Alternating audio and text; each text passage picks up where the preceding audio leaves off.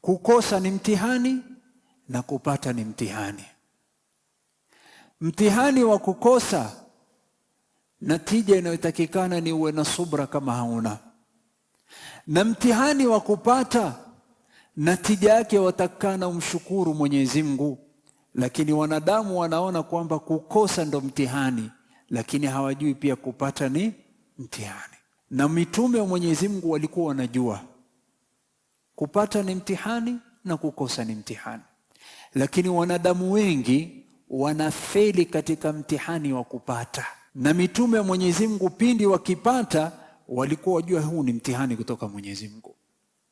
Kama ilivyokuwa hali ya Nabii Suleiman alayhi salam alipokuwa na ufalme, mulkan la yanbaghi li ahadi min ba'di, alipewa ufalme na mali, hakuna ambaye atakayewahi kuwa na ufalme aliyokuwa naye Nabii Suleiman, haitawahi kutokezea. Na ufalme wake kiasi cha kuwa mpaka majini walikuwa wakimfanyia kazi Nabii Suleiman.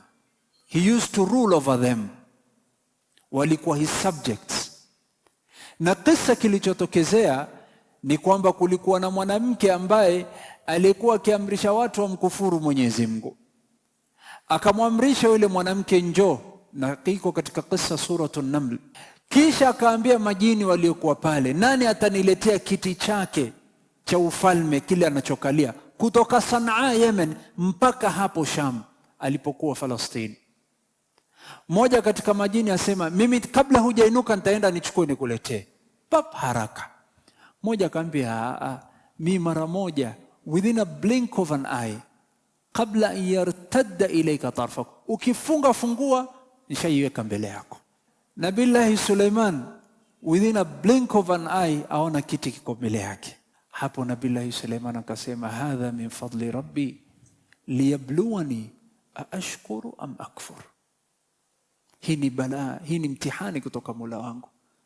Anipa mtihani huu kuniangalia, je, nitashukuru ama nitakukufuru? Mitume wa Allah walikuwa wajua kupata ni mtihani, kukosa ni mtihani. Ili uweze kupasi mtihani ya kukosa ni uwe na subra. Ili uweze kupasi mtihani wa kupata ni ushukuru Mwenyezi Mungu. Lakini wengi hufeli katika mtihani wa kupata, hawashukuru. Ndio maana Allah asema, wa qalilun min ibadi ash-shakur, ni wachache katika waja wangu hunishukuru.